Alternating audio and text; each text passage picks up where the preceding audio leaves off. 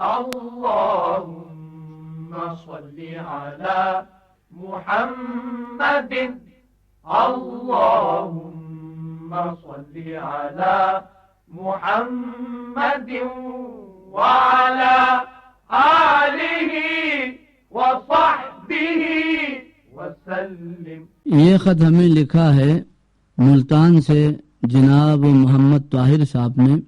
آپ کسب حلال کے متعلق جاننا چاہتے ہیں کہ اسلام میں کسب حلال کی کیا اہمیت ہے اور اس بارے میں شریعت کی کیا تعلیمات ہیں، رہنمائی کیجیے، کیا اس کے احکامات ہیں۔ میں جاننا چاہتا ہوں کہ رزق حلال کمانے کے حوالے سے شرعی تعلیمات کیا ہے۔ اسلام کے نقطۂ نظر سے انسان دنیا میں مختار مطلق نہیں ہے، بلکہ اس کا یہاں پر رہنا ایک آزمائش اور ایک امتحان ہے۔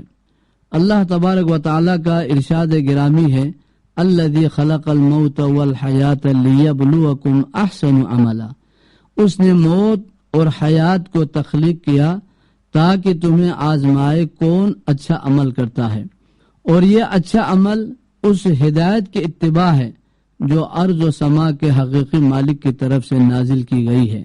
اما یأتینکم منی ہدی فمن تبع ہدای فلا خوف علیہم ولا هم یحزنون۔ اس ہدایت میں یہ بھی بتایا گیا ہے کہ نبی کریم صلی اللہ علیہ وسلم کی لائی ہوئی شریعت میں پاکیزہ چیزیں حلال اور خبیث چیزیں حرام ہیں۔ انسان کے لیے یہ جائز نہیں ہے کہ از خود کسی چیز کو حلال یا حرام ٹھہراتا پھرے، بلکہ اس میں وہ احکامات شریعہ کا پابند ہے۔ وَلَا تَقُولُوا لِمَا تَصِفُ أَلْسِنَتُكُمُ الْكَذِبَ هَذَا حَلَالٌ وَهَذَا حَرَامٌ إِنَّ الَّذِينَ يَفْتَرُونَ عَلَى اللَّهِ الْكَذِبَ لَا يُفْلِحُونَ۔ اور اپنی زبانوں کے جھوٹ بنا لینے سے یہ مت کہہ دیا کرو کہ فلاں چیز حلال ہے اور فلاں چیز حرام ہے، تم اللہ تعالیٰ پر جھوٹی تہمت لگا دو گے۔ بے شک جو لوگ اللہ پر تہمت لگاتے ہیں وہ اللہ تعالیٰ پر تہمت لگانے والے ہیں، ان کی فلاح اور کامیابی ممکن نہیں ہے کہ وہ فلاح پا نہیں سکیں گے۔ قرآن حکیم نے اس مسئلے میں ایک اور پہلو کو اجاگر کیا ہے، اور وہ یہ کہ خوراک چونکہ انسانی جسم کی بقا اور اس کے نشو و نما میں ایک کردار ادا کرتی ہے، اس لیے قرآن نے طیبین کے لیے طیبات ہی کو حلال قرار دی ہے۔ سورہ مائدہ میں ہے، یسألونک ماذا احل لہم قل احل لکم الطیبات، کہ پوچھتے ہیں کہ ان کے لیے کیا حلال کیا گیا ہے، کہہ دو تمہارے لیے پاکیزہ چیزوں کو حلال کیا گیا ہے۔ یہ اس لیے اگر انسان اچھا عمل کرنا چاہتا ہے تو اسے چاہیے پاکیزہ خوراک کھائے۔ اللہ تعالیٰ کا ارشاد ہے، یا ایھا الرسل کلوا من الطیبات واعملوا صالحا۔ ہم نے کہا کہ اے رسولو پاکیزہ اشیاء کھاؤ اور نیک عمل کرو۔ گویا پاکیزہ اور حلال رزق اور نیک اعمال لازم و ملزوم ہے۔ اچھی خوراک اور رزق حلال جب جسم کا حصہ بنے گا تو اس سے عمل بھی اچھے سرزد ہوں گے۔ اس کے برعکس صورتحال ہوگی تو نتیجہ بھی ویسا ہی حال ہوگا۔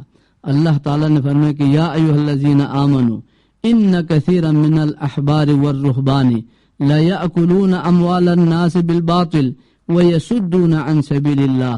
اے ایمان والو، اہل کتاب کے علماء و مشائخ لوگوں کے مال باطل طریقے پر کھاتے ہیں اور لوگوں کو اللہ کی راہ سے روکتے ہیں۔ یعنی جب وہ علماء مشائخ جانتے بوجھتے غلط اور ناروا طریقوں سے لوگوں کے مال پر ہاتھ صاف کرتے ہیں تو پھر وہ اپنا فریضہ اچھے طریقے سے کس طرح ادا کر سکتے ہیں؟ اس لیے وہ لوگ راہ ہدایت پر بلانے کے بجائے انہیں راہ راست پر آنے سے روکتے ہیں۔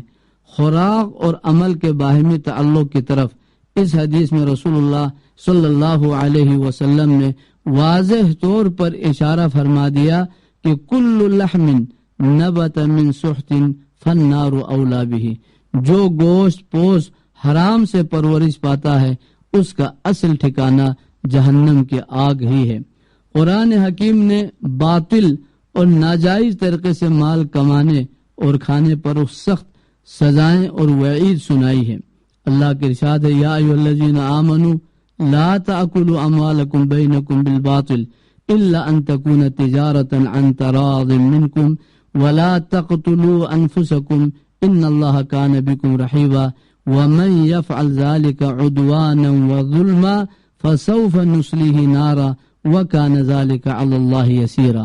ایمان والو، ایک دوسرے کا مال ناحق طور پر نہ کھاؤ، ہاں البتہ کوئی تجارت باہمی رضامندی سے ہو، اور اپنی جانوں کو قتل نہ کرو، بے شک اللہ تعالی تمہارے حق میں بڑا مہربان ہے۔ اور جو کوئی ایسا کرے گا اور ظلم کے راہ کو اختیار کرتے ہوئے سرکشی اور ظلم کرے گا تو عنقریب ہم اس کو آگ میں ڈال دیں گے، اور یہ اللہ کے لیے آسان ہے۔ حضرت انس بن مالک رضی اللہ تعالی عنہ اور بہت سے صحابہ سے یہ روایات موجود ہیں کہ رزق حلال کی تلاش اور رزق حلال کمانا ہر مسلمان کی ذمہ داری ہے، لہذا رزق حلال ہی کے ذریعے انسان کی دعائیں اللہ تعالی قبول فرماتا ہے۔ رزق حلال ہی کی وجہ سے اللہ تبارک و تعالی کے سامنے پیش کی جانے والی عبادات کو اللہ تعالی قبول فرماتا ہے۔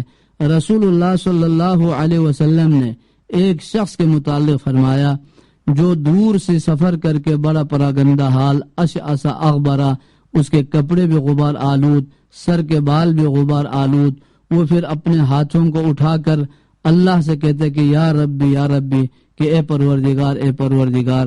اللہ کے نبی علیہ السلام نے فرمایا کہ فمطعمہ حرام وملبسہ حرام وغذی بالحرام فأنی یستجاب لہ، کہ اس بندے کا کھانا بھی حرام کا، پہننا بھی، کپڑا بھی اس کے حرام سے، اور اس کی پرورش ہی حرام کمائی سے ہوئی ہے، تو بتایا جائے کہ اللہ اس کی دعا کو کیسے قبول فرمائے گا، جبکہ اس میں ظاہری طور پر اجابت دعا کے تمام وسائل اور ذرائع موجود ہیں۔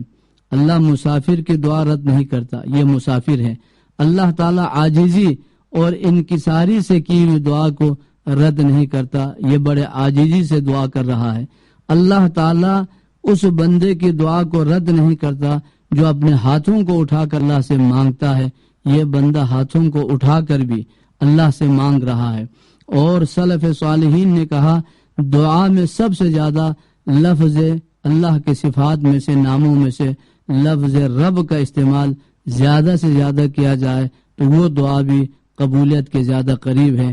یہ بندہ وہ بھی کر رہا ہے کہ رب کہہ رہا ہے، لیکن صرف کھانا حرام ہونے کی وجہ سے، غذا حرام ہونے کی وجہ سے رسول اللہ صلی اللہ علیہ وسلم فرمایا کہ فَأَنَّا يُسْتَجَابُ لَهُ، اس بندے کی توبہ کیسے قبول ہوگی، اس کی دعا کیسے قبول ہوگی؟ تو رزق حلال جو ہے وہ عبادت کی قبولیت کے لیے، دعاؤں کی قبولیت کے لیے شرط اول ہے۔ اللہ تعالیٰ سے دعا ہے کہ ہمیں رزق حلال کمانے اور رزق حلال حاصل کر کے اسے رزق حلال ہی کو اللہ ہمیں کھانے کی توفیق عطا فرمائے۔